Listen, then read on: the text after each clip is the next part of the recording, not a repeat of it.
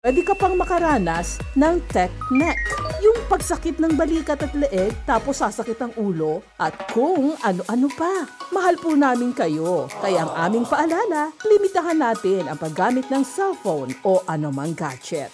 Maging huwaran tayo sa ating mga anak. Ito po si Julie Fernando, ang inyong kapitbahay.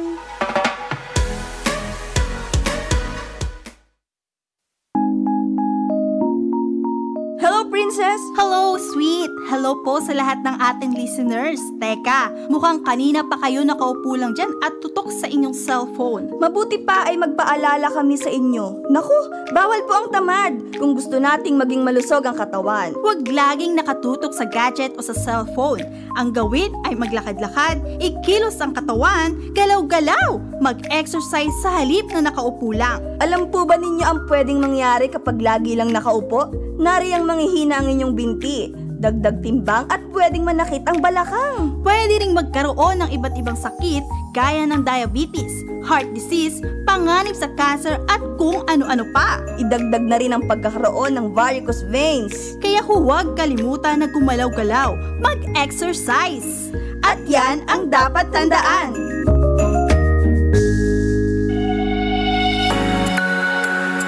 Naghahanap ka ng friendly neighbor, dito ka na sa Radyo Agila. Hindi chismis o fake news ang hatid, kundi 100% na totoo ang pinag-uusapan. Mula sa mga eksperto at piling panauhin. Mag-relax at malibang sa kwentuhan. Matuto at magkaroon ng dagdag kaalaman. Lunes hanggang Biyernes, programang Kapitbahay. Dito sa Radyo Agila.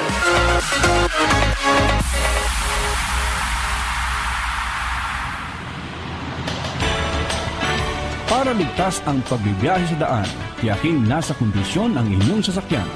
Dapat may sapat itong tubig, gasolina at langis. Maayos ang brake at tama ang hangin sa mga gulong. Tiyaking kumpleto ang toolbox. Isang paalaala para sa maayos na paglalakbay mula sa Radyo Agila.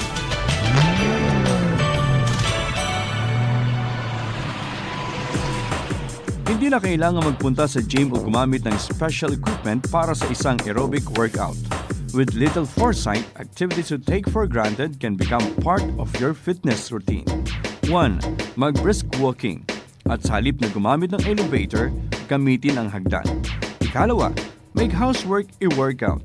Isa pa, play with your kids. Don't just watch them play, join them. Remember, getting in shape doesn't need to be expensive. A health reminder from Radyo Agila.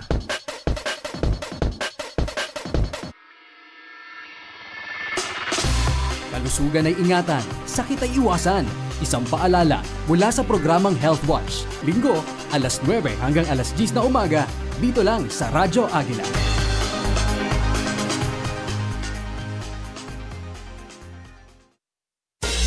Lubhang nakababahala ang naging pagtaas ng kaso ng dengue, kaya nga mahalagang maiwasan ang lamok na nagdudulot nito.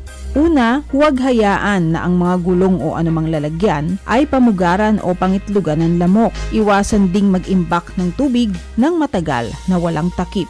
Mas mabuting gumamit ng mosquito repellent. Gumamit ng aerosol spray para maiwasan ang lamok sa loob ng bahay. Panatilihing malinis ang inyong pamamahay. At magpakonsulta sa doktor kung may naramdamang sintomas ng dengue tulad ng biglaang pagtaas ng lagnat, sakit ng ulo at mata, sakit ng kasukasuan at kalamnan, pagkakaroon ng pantal, pagkahilo, pagsusuka, walang ganang kumain. Panawagan ng Department of Health, magtulong-tulong tayo para mabawasan at maiwasan na madagdagan pa ang kaso ng dengue. Isang mahalagang paalala mula sa Radyo Agila.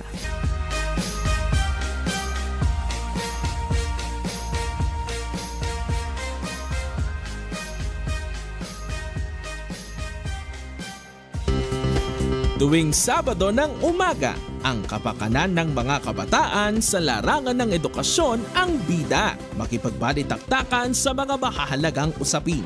Dahil dito, ang boses naman ng kanilang sektor ang ating pakikinggan. EduAksyon, aksyong pang-edukasyon ang solusyon. 11 a.m. on air at online dito lang sa Radyo Agila.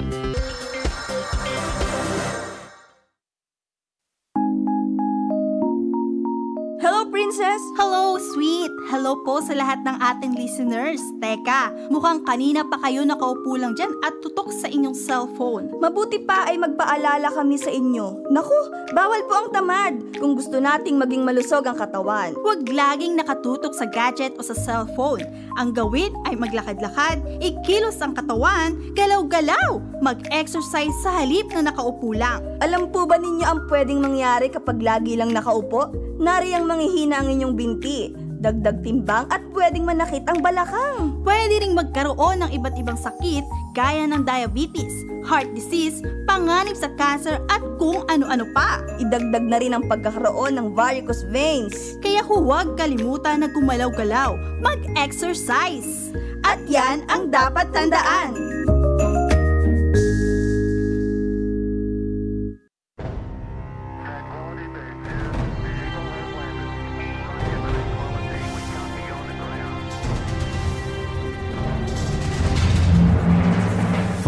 Decades of excellence in broadcast communication. EBC, Eagle Broadcasting Corporation. Ito ang Radyo Agila. DCEC 1062 sa Mega Manila, WIM 1080 sa Northern Luzon, DCEL 1260 sa Southern Taga, DYFX 1305 sa Visayas, DXED 1224 sa Southern Mindanao. Ito ang Radyo Agila. Mabilis, malakas, pumapagaspas.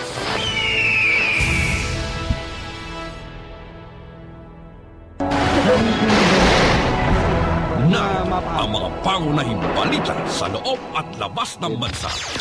Tinagid at kinalap ng Agila News Team. Agila Balita.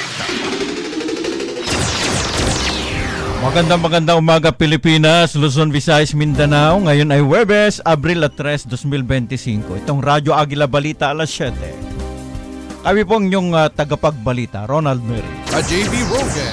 Sa ulo ng ating mga balita, Metro Rail Transit Line 3 o MRT3, hindi pa pinag-uusapan ang taas pasahe kasunod ng pagtaas pasahe sa LRT1 kahapon. Utang ng gobyerno ng Pilipinas lumobo sa 16.63 trillion pesos noong Pebrero ayon sa Bureau of Treasury. Dating Senate President Manny Villar tinanghal ng Forbes magazine bilang pinakamayamang tao sa Pilipinas. Vice President Sara Duterte pinasalamatan si Pangulong Bongbong Marcos para sa renewed relationship ng kanyang ama na si dating Pangulong Rodrigo Duterte. Police report top 2 most wanted ng Camarines Sur arestado sa lungsod ng Pasay. At sa balitang abroad, pagkuha ng 160,000 na bagong sundalo sinimulan na ng Russia.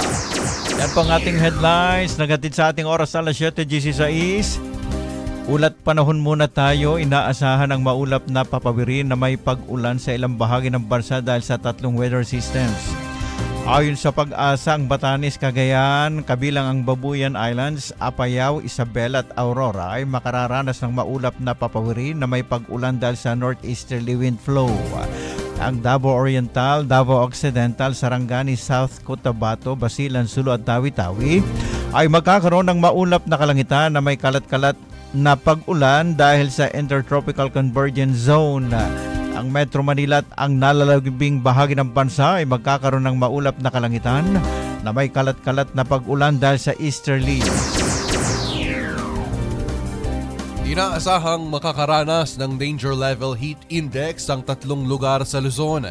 Ayon sa Pag-asa, inaasahang mararanasan ang 42 degrees Celsius heat index sa Iba, Zambales at Vira, Catanduanes.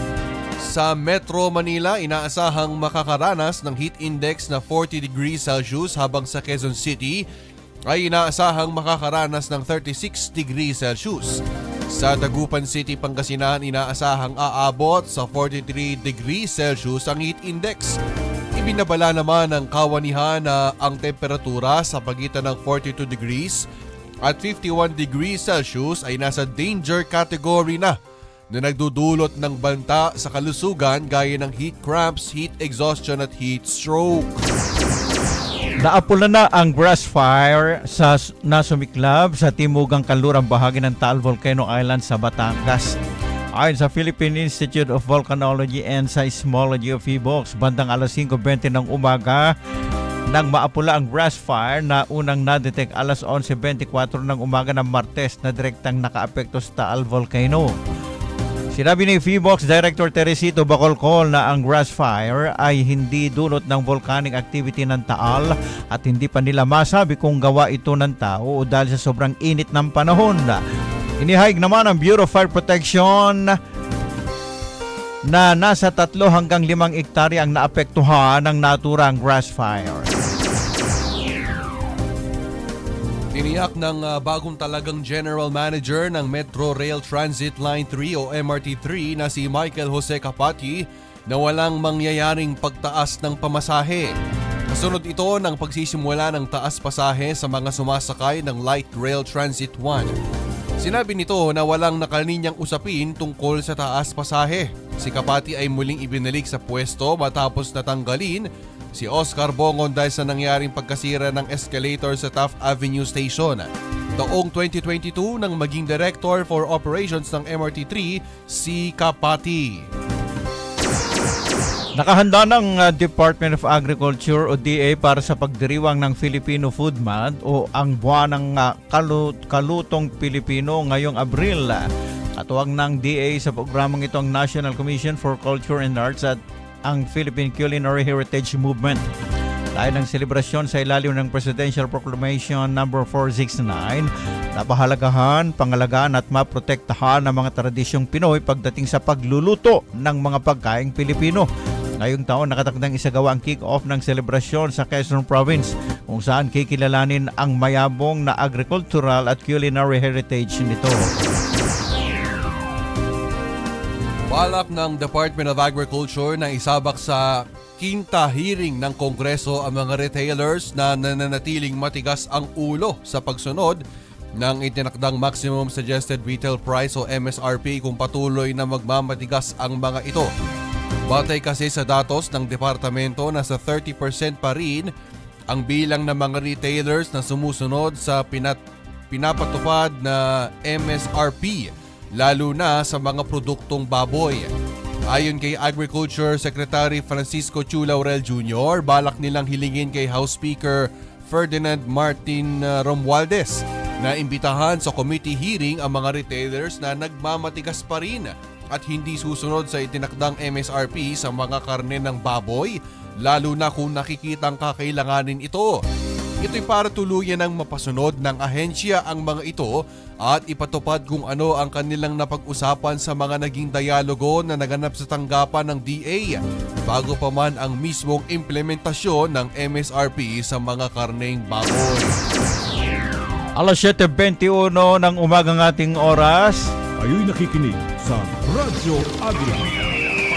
Sa iba pang mga balita, nagpaabot ng pagbati si Department of Education o DepEd Secretary Sani Angara para sa mga magtatapos ngayong taon para sa school year 2024-2025.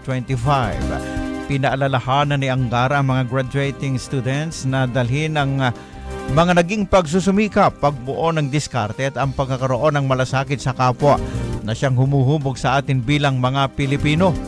Pinuroy rin ng kalihimang mga guro at school staffs na nagpakita ng dedikasyon sa naging transformasyon at pundasyon ng kaalaman ng mga estudyanteng magsisipag tapos ngayong taon.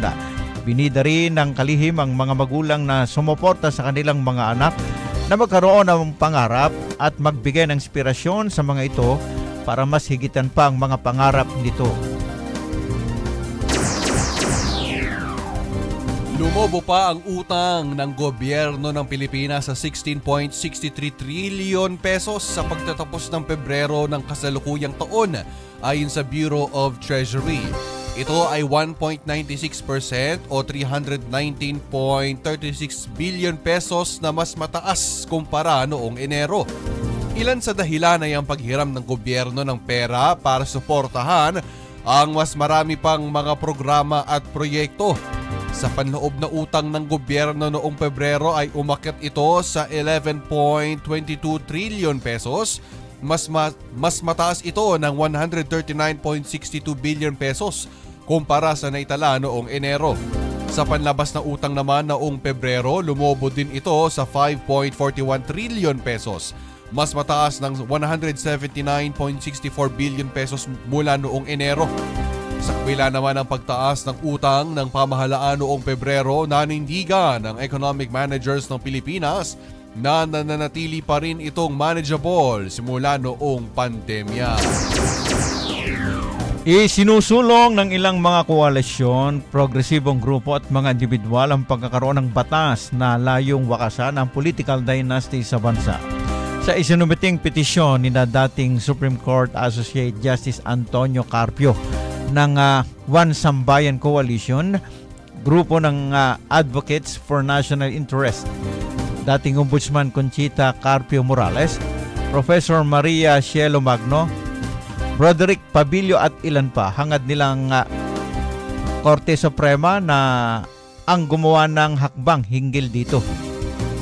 Ayon sa Professor na si Maria Cielo Magno, isa sa mga petitioner, pinaliwanag niya na ang petition for certiorari at mandamus na kanilang inihain ay para hilingin sa pinakamataas na hukuman na obligahin ng mga mambabata sa Kongreso na magpasa ng kaukulang batas na anti-political dynasty law. Anya, ilang dekada na ang nakalilipas at hindi pa rin nare-resolba ang naturang problemang pampolitikal dahil sa kawalan ng pagkilos mula sa mababa at mataas na kapulungan ng Kongreso. Radyo Agila Live Report! Mahigit 17,000 ang mga OFW na ang naitala ng COMELEC na nagpa-pre-enroll para sa isasagawang internet voting ngayong halalan. May report si Mona Dagsaan. Mona, kami. 1,000 na mga overseas Filipino workers na ang naitala ng Commission on Elections ang nagpa-pre-enroll para sa isasagawang internet voting ngayong halalan. Nagsimula na ang pre-enrollment noong March 20 at magtatagal ito hanggang May 7 ng kasalukuyang taon.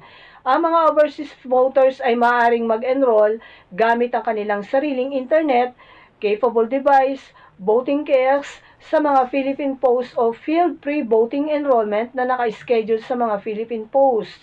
Ang mga overseas voters ay maaaring makaboto gamit ang sarili nilang internet at electronic device mula April 13 hanggang May 12. Nasa 77 na post na ang maaaring mag-online voting. Samantala, May 17 post naman na balota at automated counting machine pa rin ang gagamitin dahil striktong mga bansang ito sa paggamit ng internet. Mona Dagsaan para sa Radyo Agila. Matatag, matapang, matapat. Maraming salamat, Mona Dagsaan. Mahigit 17,000 yung datos na OFWs. Yes po. Naguna si dating Senator Manny Villar sa 15 Pilipino na kasama sa listahan ng Forbes Billionaires 2025 list. Base sa Forbes na nitong Abril 1, 2025 ay lumago ng $17.2 billion ang yaman ng dating senador. Sa nakalista kasi noong 2024 ay mayroon lamang itong $10.9 billion. Tinuturing ngayong na ang 75 years old na si Villar bilang pinakamayamang tao sa Pilipinas, habang nasa pang 117 siya sa pinakamayaman sa buong mundo.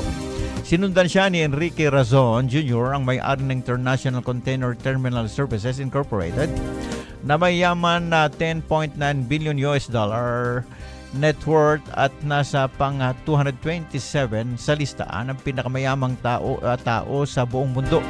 Habang nasa pangatlong listaan si Ramon Ang, ang chairman ng San Miguel Corporation, na may yaman na $3.7 billion net worth at nasa pang 979 na pwesto na pinakamayamang tao sa buong mundo.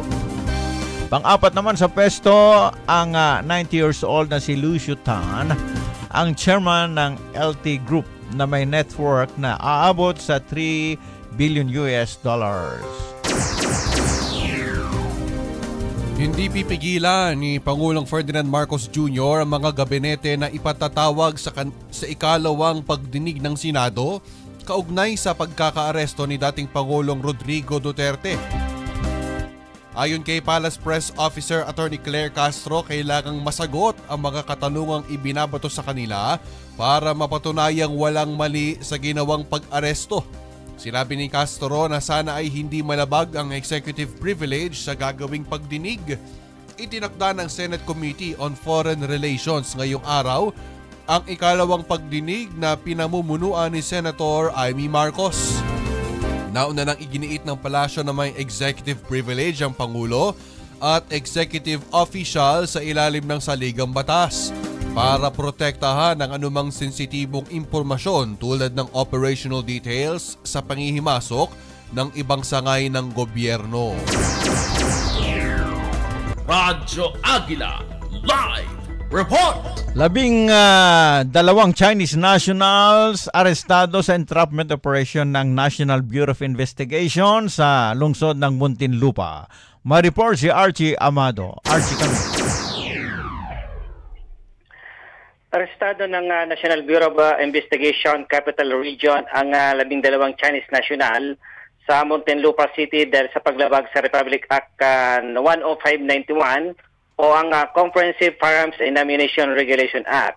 Nagugat ang operasyon sa 3 search warrant na inilabas ng Regional Trial Court ng Muntinlupa City laban sa isang residential area at sasakyan sa Ayala Alabang Village, Muntinlupa City kung saan naninirahan ang mga dayuhan. Sa unang lokasyon, nakuhaan ng mga ahente ang 5 baril kasama ang mga magasin at mga bala.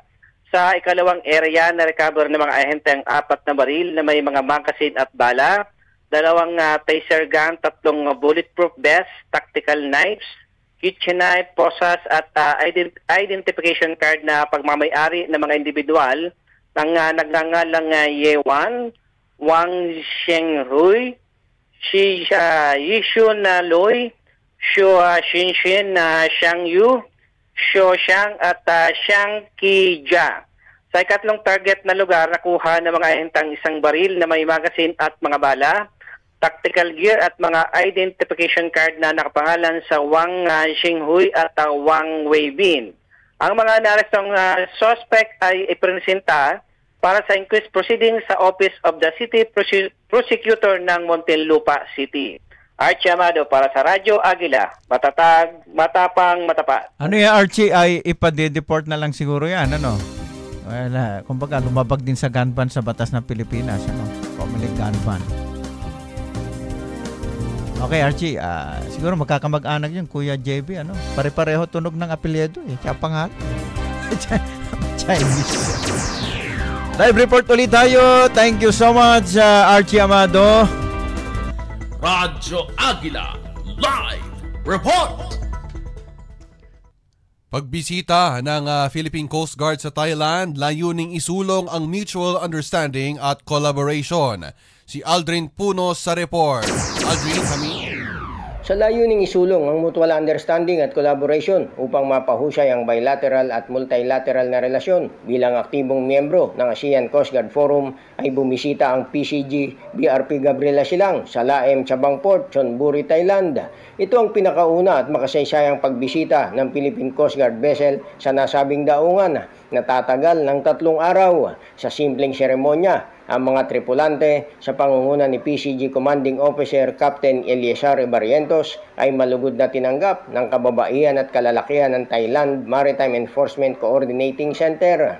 Kasunod ng seremonya ay binisita ng mga opisyal ng TIMEC ang BRP Gabriela Silang para sa isang maikling paglalakbay sa barko at tinalakay ang mga aktibidad sa inaharap kasama ang Deputy Chief ng Coast Guard Staff for International Affairs, Commodore Alger Ricafrente.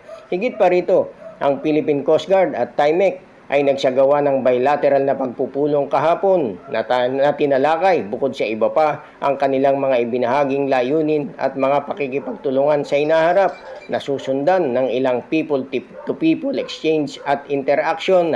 Dumalo rin sa nasabing seremonya ang ilang senior officers at non-officers ng Philippine Coast Guard.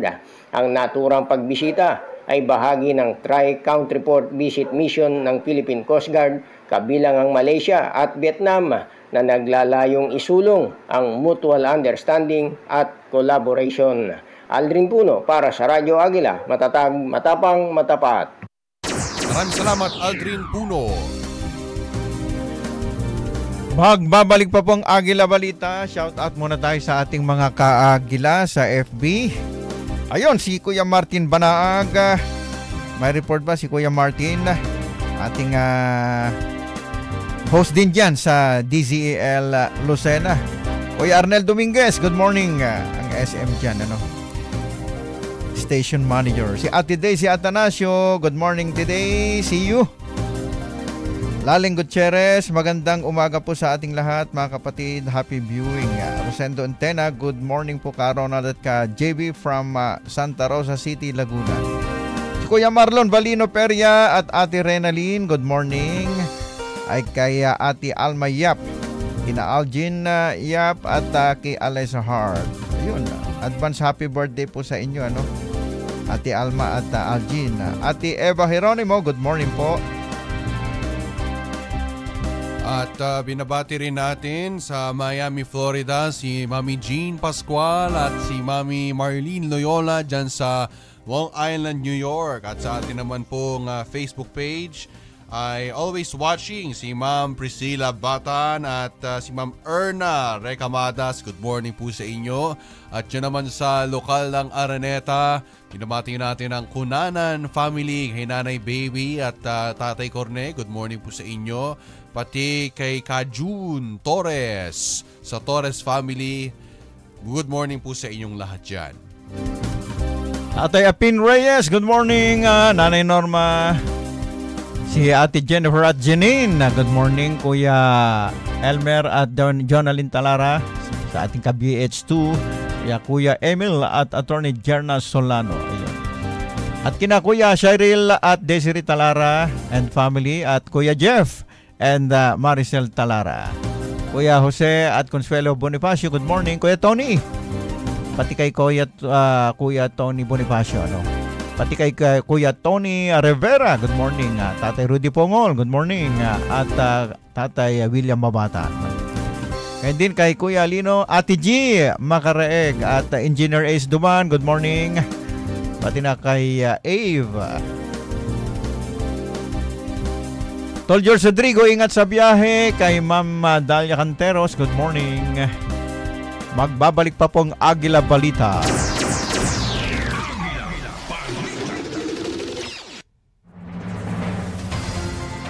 EBC, Eagle Broadcasting Corporation. Ito ang Radyo Agila. Oras po natin, alas 7:35 ng umaga. Ang oras na ito ay hatid sa inyo ng Etherton Flexboard Fiber Cement Board. Pinakamatibay na pangkisamit pangdingding. Etherton Flexboard Fiber Cement Board. Telepono bilang 8532-7021-27. Kumusta po? Pag-usapan natin ang paggamit ng cellphone. Hindi mapapasubalian mga abay na pinagagaan ito at ginagawang madali ang ating buhay. Kapag may mga tanong, i-Google yan. Subalit, hindi lahat ay mabuti ang resulta sa paggamit ng cellphone. Maliban pa sa pwedeng maging sanhi ng aksidente, panganib sa trapiko, maapektuhan ang ating emosyon, ang ating kalusugan, magkaproblema sa pagtulog, panlalabo ng mata, at pwede ka pang makaranas ng tech neck, yung pagsakit ng balikat at leeg tapos sasakit ang ulo at kung ano-ano pa. Mahal po namin kayo, kaya ang aming paalala, limitahan natin ang paggamit ng cellphone o anumang gadget. Maging huwaran tayo sa ating mga anak. Ito po si Julie Fernando, ang inyong kapitbahay.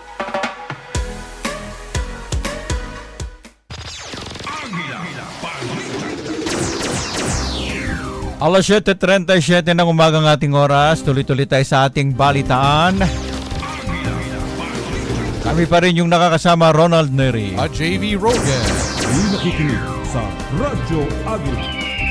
Pahabol shoutout tayo kay Ate Eva Geronimo, San Yolanda Neri Mongcal. Good morning.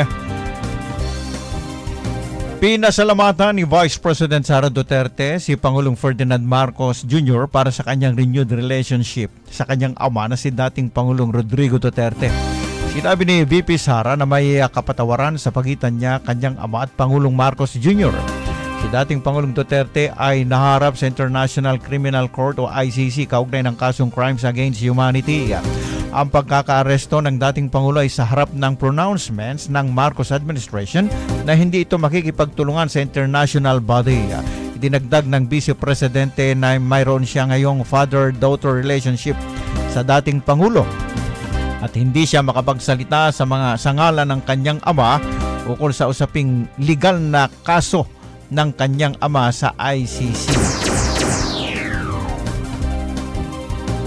Nagsagawa na ng mock trial ang House Prosecution Panel bilang paghahanda sakaling magsimula na ang impeachment trial ni Vice President Sara Duterte.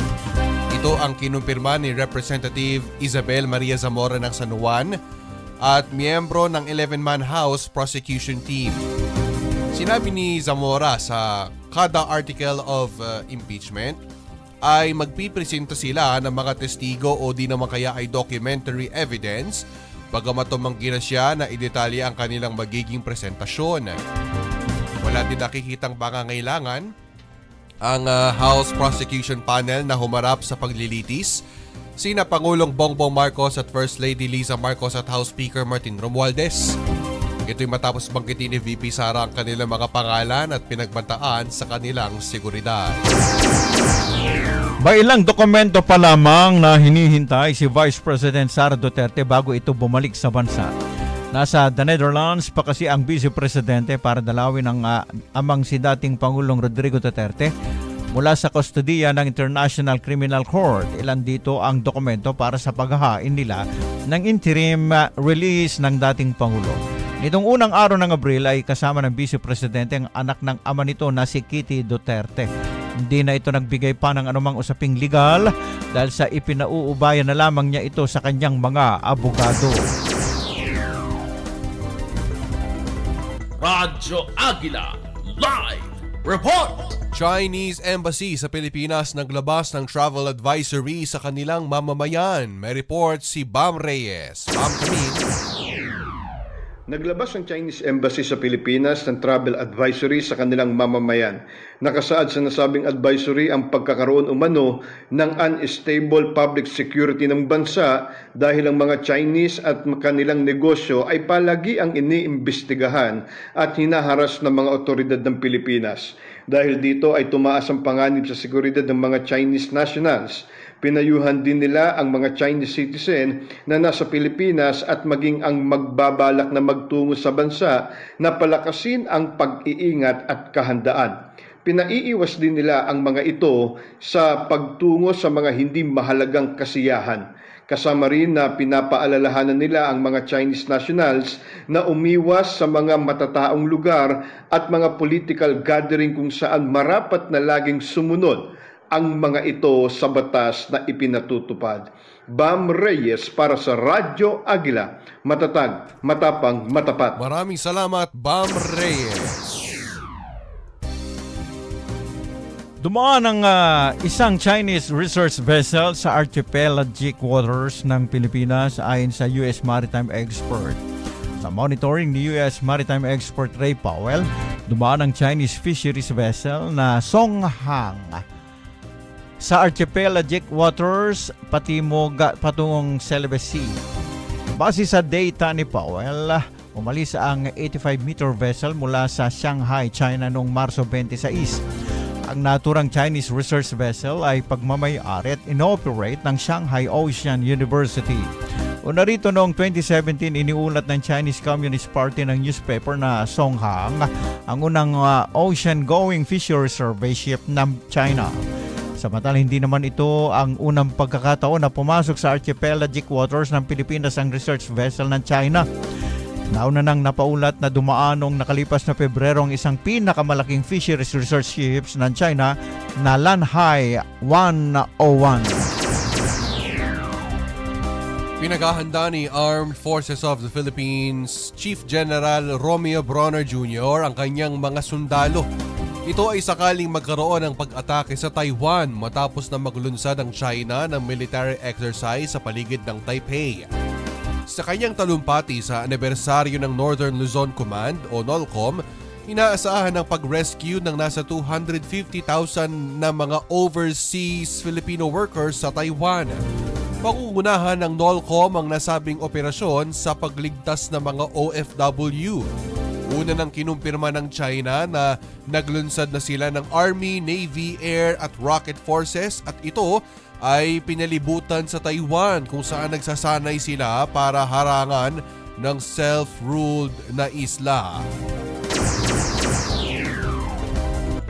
Radyo Agila Live Report! Department of Foreign Affairs nilinaw na 17 Pinoy pa ang nananatiling nakadetine sa detention facility sa Qatar. May report si Ron Galvez. Ron, kami.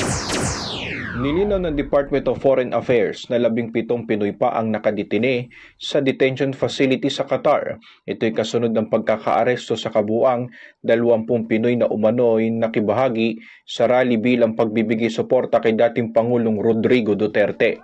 Ayon kay DFA Yusek Eduardo de Vega, 3 lamang sa kanilang pinayagang makalabas na pawang mga menor de edad. Ang 17 Pinoy na hindi pa pinapayagang makalabas ay maaaring niyang maharap sa 3 taon na pagkakakulong, bagay na inaasikaso ng pamahalaan ng Pilipinas upang hindi mangyari. Para sa Radyo Agila, Ron Galvez, matatag, matapang, matapat. Maraming salamat, Ron Galvez. Radyo Agila Live Report! United States inaprubahan ang pagbebenta ng 20 F-16 fighter jets sa Pilipinas. May report si Irish Roque. Irish. Inaprubahan ng Estados Unidos ang pagbebenta ng 20 o 20 F-16 fighter jets sa Pilipinas na nagkakahalaga ng $5.58 billion bilang isang hakbang ng pagsuporta sa security at foreign policy concerns ng US sa pamamagitan ng pagpapalakas ng kakayahan ng strategic partner. Tinukoy ng US State Department ang Pilipinas bilang isang mahalagang puwersa sa political stability ng Southeast Asian. Ang pagbilian niya ng F-16 jets ay magpapahusay sa kakayahan ng Philippine Air Force sa pagsasagawa ng maritime domain awareness, close air support missions at pagsupil sa depensa ng kalaban sa himpapawid. Dagdag pa ng State Department na ang mungkahing ito ay hindi makaaapekto sa basic military balance sa rehiyon. Irish Roque para sa Radyo Agila. Matatag, matapang, matapat. Maraming salamat, Irish Roque. Inalis na ng Philippine Air Force mula sa pagkaka-ground ang 11 natitirang FA-50 fighter jets. Halos 1 buwan matapos ang pagbagsak ng isa nitong aircraft sa Bukidnon ay kinasiwi ng 2 piloto. Ayon kay PAF spokesperson Maria Consuelo Castillo, simula noong Marso 25, nasa full operational ang naturang fighter jets. Sa katunayan, nagsagawa ang PAF ng blessing ceremony sa mga fighter jets at para sa mga piloto. Ang muling pagpapahintulot naman sa paglipad ng mga fighter jet ay magbibigay daan sa pagbabalik ng mga ito sa kanilang mahalagang misyon gaya ng maritime patrol, airspace security at suporta para sa nagpapatuloy na pagtutok sa military operations. Nasa finalization stage naman ang official report kaugnay sa isinagawang investigasyon sa pagbagsak ng fighter jet. Radyo Agila Live Report! Iniimbestigahan ngayon ng International Criminal Court o ICC na hindi lang 30,000 ang kaso ng crimes against humanity ni dating Pangulong Rodrigo Duterte. May report si Cesar Natividad. Cesar, kami. Kumakalat sa social media ang naratibong 43 lamang at hindi 30,000 na mga kaso ng pagpatay kaugnay ng war on drugs ni dating Pangulong Rodrigo Duterte ang iniimbestigahan ngayon ng International Criminal Court o ICC para sa kasong crimes against humanity. Matatandaan na hinamon din ni Vice President Sara Duterte ang prosekusyon na magbigay ng ebidensya tungkol sa 30,000 kaso ng mga pagpatay sa ilalim ng madugong kampanya ng kanyang ama. Ayon sa gobyerno, higit 6,000 ang opisyal na bilang ng mga namatay habang tinatayang 30,000 ang pagtataya ng human rights groups. Bagaman 43 na mga kaso ang tinitingnan ng ICC Ayon sa mga abogado, hindi basihan ang 30,000 na dami ng mga namatay. Anila, ang importante ay mapakita ang mga emblematic examples ng mga pagpatay upang patunayan ng polisiya ng extrajudicial killings o EJK sa ilalim ng Administrasyong Duterte. Para sa Radyo Agila, Cesar Natividad, matatag, matapang, matapat. Maraming salamat, Cesar Natividad. Good morning, Ate Iris Sofia Roque. Good morning po sa lahat, sabi niya. Si Ate Mona Dagsaan. Panoorin nyo yung serbisyo pangkabuhayan. Ayun, kikita kayo ron. Tuwing Friday, alas 3 hanggang alas 4. Ayun. Iniimbestigahan na ng Bureau of Immigration o BI ang posibilidad na inside job ang mga nangyayaring human trafficking incident sa bansa. Ito'y kasunod ng pagbubunyag ng mga biktima ng human trafficking na mayroon umanong mga dedicated airport immigration counters na pangunahing nagpapacilitate sa departure o pag-alis ng mga illegal na nare-recruit na Pinoy workers papunta sa ibang bansa. Ang mga nagbunyag nito ay pawang mga biktima na nag-repatriate mula sa Myanmar na pinilit na magtrabaho roon bilang mga internet scammer. Ayon kay BI spokesperson Dana Sandoval, bagaman iilan lamang ang mga repatriate na nagbunyag nito, isa itong malaking issue na kailangang tutukan ng naturang ahensya. Radyo Agila Live Report! Good news ulit tayo, 10,000 pesos para sa Expanded Centenarian Act beneficiaries na lolo at lola pinagkalob ng LGU Caloocan. May report si Manny De Luna. Manny, come in. Nakatanggap ng ang mga senior citizen na naging 80, 85, 90 at 95 years old nitong 2025 celebrant ng kanilang 10,000 pesos beneficiaryo sa ilalim ng Expanded Centenarian Act. Bahagi ito ng dagdag pagkilala ng lokal na pamahalaan ng lungsod ng Caloocan para sa kontribusyon ng mga nakatatanda na ibinibigay sa kanilang pag-abot ng tinatawag na milestone age na umabot sa ganitong edad. Pinangunahan ng Office for Senior Citizen Affairs ang isinagawang pagbibigay ng nasabing benepisyaryo at pagbibigay ng mga application para sa mga kwalipikado ng ganitong programa. Buong galak naman ng mga nakatanggap ng ganitong benepisyaryo dahil malaking tulong anya ito sa kanila, partikular sa pambili ng kanilang mga gamot at iba pang pangangailangan para sa kanilang kalusugan. Mula rito sa Caloocan City, Manny De Luna para sa Radyo Agila, matatag, matapang, matapat. Yung Manny, malapit ka na rin bang tumanggap niyan, yung Centenarian Act, yung 10,000? Matagal pa po, kuyang. Habang milestone pa. Ayun. Total, diyan ka naman sa Caloocan, abangan mo. Maraming salamat, Kuya Manny De Luna. Ingat. Radyo Agila Live Report! Umabot ng 48.25 million pesos ang slope protection ng DPWH sa Bagak Mariveles Road. May report si Shelo Regio. Shelo, kami. Sementado na ang nasa 2,339.73 square meter sa daanan ng Bagak, Mariveles, Bataan ayon sa Department of Public Works and Highways o DPWH. Ang proyektong ito ay umabot ng 48.25 milyong halaga na pondo sa 2023 national budget para mas mapainam ang kaligtasan at mapabilis ang daan sa pagitan ng Bagak at Mariveles. Sinabi ng 3rd District Engineer na si Maribel Navarro na ang istruktura na ito ay may zigzag na 44 kilometro sa barangay ng Malaya, Mariveles upang mapababa rin ang aksidente ng landslide, pagguho ng lupa at ang pagkolaps nito. Dagdag niya pa na meron din itong 459 linear meter drainage canal para mapanatiling stable sa mga pag-ulan at pagguho ng lupa. Sa pamamagitan din nito ay makakatulong ito sa mga taong nakatira roon at mapapadali ang kanilang paghahanap buhay. Shelo Regio para sa Radyo Agila, matatag, matapang, matapat. Maraming salamat, Shelo Regio. Ayun, maganda ito mga motoristang nagbanggaan, pero cool lang sa halip na magbangayan, nagtulungan pa doon sa kahabaan ng Mandaluyong area bandang alas 12 pasado ng tanghali.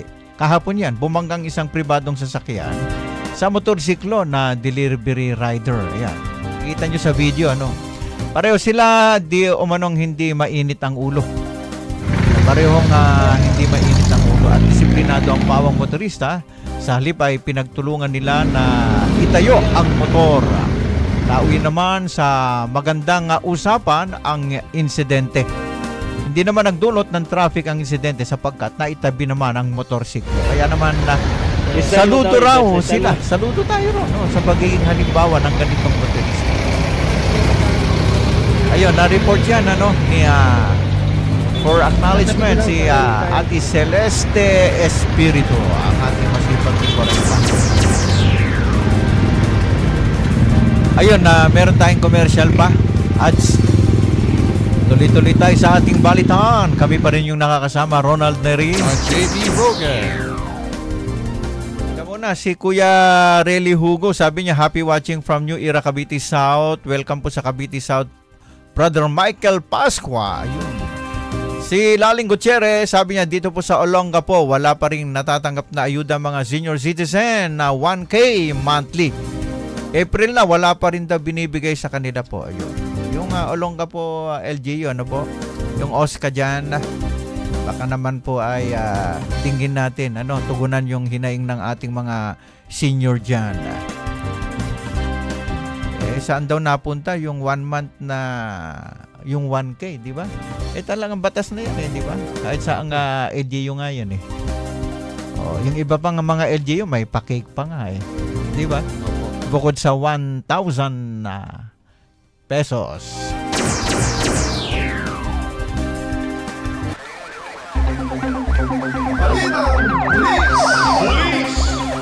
Top 2 most wanted ng Camarines Sur arestado sa Pasay City. May report si Archie Amado. Archie, kami. Matagumpay na naaresto ng Pasay City Police Station at Police Regional Office 5 sa barangay 183 Villamor, Pasay City ang isa sa most wanted na pugante ng Camarines Sur.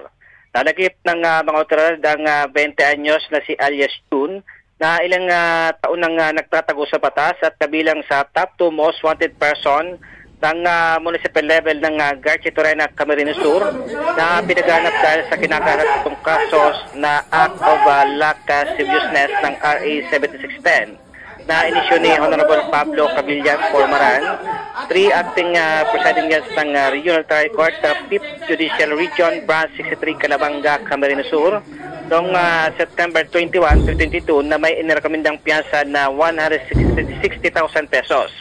Dinala ang suspect sa Pasay CPS Warrant and Surveillance Section para sa kaukulang dokumentasyon habang hinihintay ang pagbabalik ng warrant arrest sa nag-issue na korte. Archie Amado para sa Radyo Agila. Matatag, matapang, matapat. Kumusta panahan dyan na Archie? Dito, magandang panahon ngayon. Sobrang init. Ayun. Maliwalas, Hindi naman siyempre, may mga isolated rin pa rin, Mga rain showers yata. Maraming salamat, Archie. Maraming tubig. Radyo Agila Live Report! Sunog, sumiklab sa isang gusali sa Ermita, Maynila. May report si Ron Galvez. Ron, kami. Sumiklab ang sunog sa isang gusali sa Ermita, Maynila. Ayon sa Bureau of Fire National Capital Region o BFP-NCR, ang sunog ay nagsimula ng alas 6:39 ng umaga at idineklarang fire out ng alas 7:20 ng umaga. 5 truck ng bombero at isang ambulansya ang tumugon sa sunog. Dahil sa sunog, isinara sa trapiko ang bahagi ng Mabini Street. Ang apektadong gusali ay dati nang ginagamit bilang tanggapan ng recruitment agency, subalit ngayon ay tinitirhan na lang ang gusali. Para sa Radyo Agila, Ron Galvez, matatag, matapang, matapat. Salamat, Ron Galvez. Arestado ang isang suspect sa kasong extortion matapos mahuli ng National Bureau of Immigration sa San Jose, Antique. Ayon sa NBI Antique District Office, kinilala ang naturang suspect na si Jebson Palmes Gumayaw alias Jake na humaharap sa paglabag ng RA number 9995 o ang Anti-Photo and Video Voyeurism Act of 2009 at Article 286 grave coercion ng Revised Penal Code. Sa isinumiting reklamo ng biktima noong December 22 o 2022, sinabi nito na ang suspect ay mayroon umanong video na walang suot na damit. Pagkatapos ay ina-add raw siya ng suspect sa kanyang social media account at isinend ang mismong video habang siya'y natutulog nang walang saplot sa katawan. Radyo Agila Live Report! Nangyayari sa labas ng bansa. Balitang Abroad. Russia, sinimulan na ang pagkuha ng pinakamalaking bilang ng mga sundalo ngayong taon. May report si Cesar Natividad. Nagbabalik, Cesar. Sinimulan na ng Russia ang pagkuha ng pinakamalaking bilang ng mga sundalo ngayong taon. Sinabi ni Russian President Vladimir Putin na mayroong 160,000 na lalaki edad 18 hanggang 30 ang kanilang nirecruit.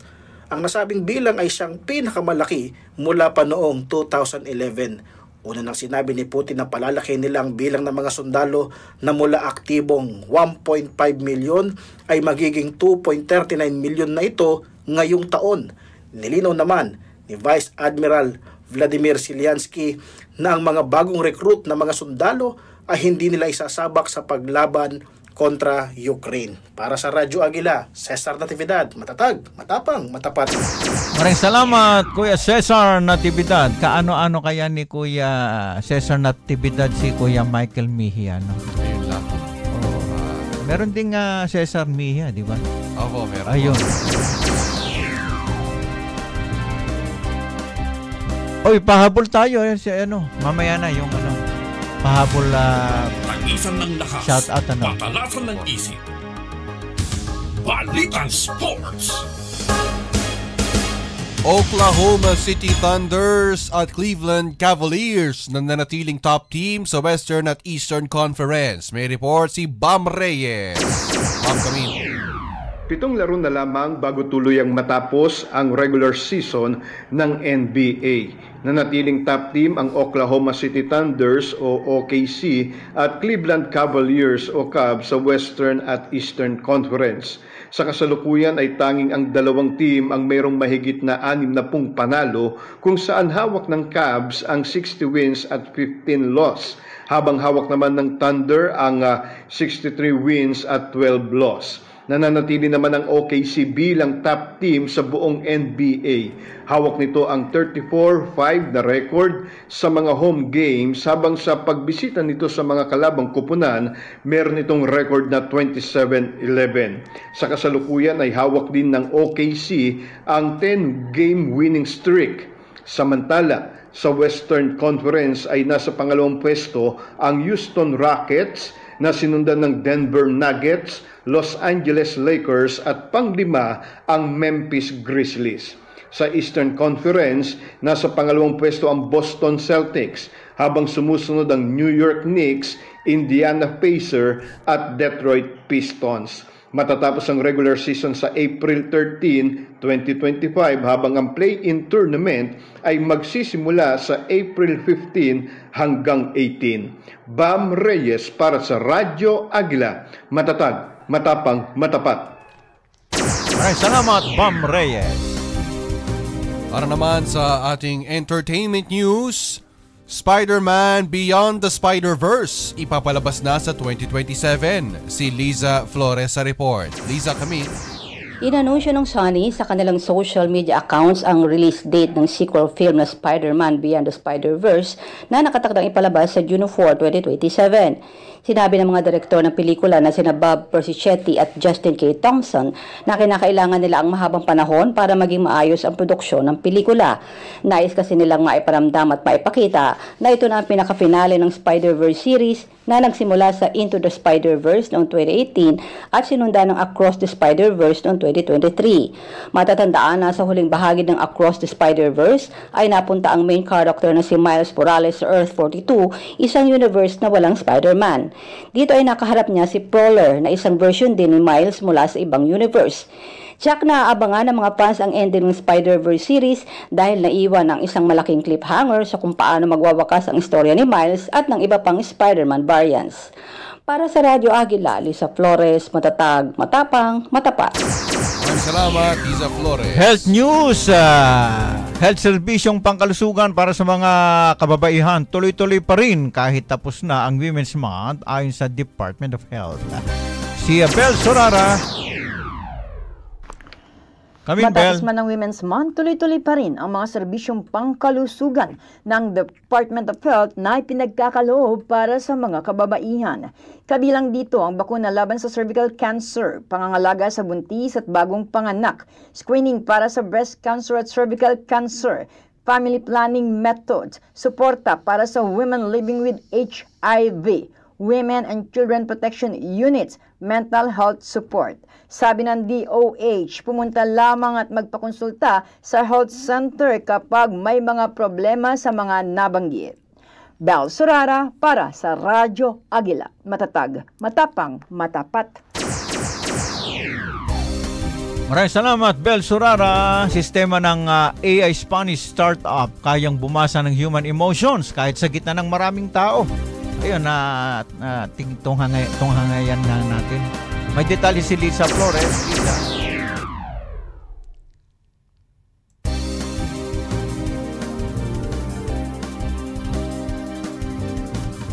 Ayun na, pero may materials yan. Sinabi ng isang AI Spanish startup na kaya ng kanilang AI system na bumasa ng emosyon ng tao kahit sa maraming tao at kaya ring makadetect ng ilang neurological conditions. Ayon kay Copernica, misyon nilang i-humanize ang AI, subukang mas maintindihan ng AI ang pakikipagtalastasan sa mga tao sa pag-asang magkaroon ng emotional intelligence ang AI at natukoy na mas maagang isang medical condition. Sa ngayon ay ang Copernica ay nagbibigay ng real-time emotional intelligence assessment sa sinumang nasa kanilang video feed gamit ang mga impormasyong gaya ng voice recognition, body language interpretation at personality data analysis. Ang artificial intelligence Spanish startup na kaya ng kanilang AI kahit sa maraming tao at kaya ring makadetect ng ilang neurological conditions. Sa ating Agri-News, Department of Agriculture pinangunahan ng inaugurasyon ng Agrikultura Trading Center sa Pangasinan. May report si Mami Bel Sorara. Mami Bel, come in. Pinangunahan ni Agriculture Secretary Francisco Chulaurel Jr. ang inaugurasyon ng Rosales Agricultural Trading Center sa Rosales, Pangasinan. Ayon sa Department of Agriculture, ginugulan ito ng 60 milyong piso. Sinabi ni Laurel na nilalayo ng proyektong ito na mapabuti ang kita ng mga magsasaka at kooperatiba sa pamamagitan ng paghubog sa kanila bilang mga agripreneur.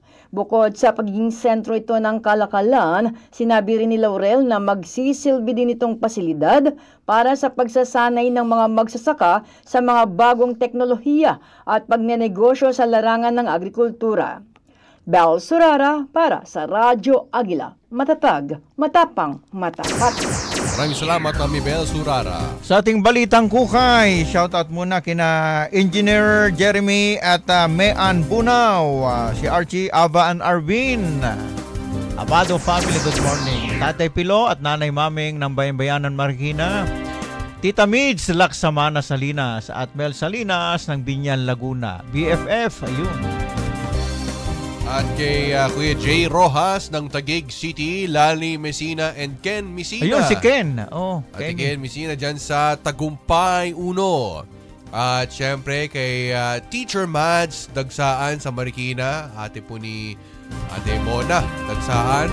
Si Ams Dagsaan dyan naman sa Angono, Rizal. Naging bahagi na ni Antonio Rao ang pagdakbo sa loob ng 80 taon at 92, isipin mo, year old, Italian man na ay walang plano na tumigil. Ngayong taon, nakumpleto niya ang kanyang 30th consecutive Rome Marathon sa loob ng 7 oras. Kung kailangan ng extra motivation para tumayo sa couch at tumakbo, alalahanin lang ang 92-year-old na lalaki na nakakumpleto sa 42-kilometer Rome Marathon. para sa 30th consecutive time na mas maganda sa oras ng isang taon ng 10 minuto. Si Rao ay hindi average pensioner na nabubuhay dahil sa pagtakbo at nagsasanay ng 20 hanggang 30 kilometro kada linggo. Matindi, ano? Pinanganak si Rao noong 1933. Umalis siya ng kanilang bahay sa Calabria at nagtungo ng Roma nang siya ay 10 taon at hindi tumigil sa pagtakbo simula noon. Nagsimula siyang tumakbo araw-araw bilang teenager para makasama ang kanyang mga kaibigan, pero naging malaking bahagi ng kanyang buhay at hindi niya na-miss ang single Rome Marathon sa nakalipas na 3 dekada. Congratulations! Si Rao. Ay, Rao yung pangalan niya. Antonio Rao. Tapos na raw tayo. Yan po ang kabuuan ng ating mga balita yung tinampok sa ating Agila Balita alas 7 ngayong Huwebes, Abril 3, 2025. Maraming salamat sa ating mga nakatuwang sa pagbabalita, mga reporter news correspondents at sa ating mga OJT. At sa ating news production team, Mona Dagsaan, Ben Surara, Tonet Laborte, Liza Flores, at sa ating producer na si Malu Kukay Tarayo. At syempre sa ating technical side, kay Sir Michael Mejia at kay Kuya Arvin the Great. Santo Tomas. Ayun. Santo Tomas sa Batangas ba o Pangasinan? Si Arvin Santo Tomas. Ay, hindi. Bulacan niya. Bulacan. Ayun, taga Bulacan. Kami naman po ang inyong tagapagbalita, Ronald Neri. At JP Roque. Maraming salamat. Mabuhay po kayo. Hanggang sa muli, magkarinigan tayo. Sunod na agad ang ASPN. Ano sa palagay nyo? Ali Soto and Pat Pitas. Sumainyo ang mga balitang kinarap, maingat na isinulat at inihanay ng Eagle News Service. Agila Balita.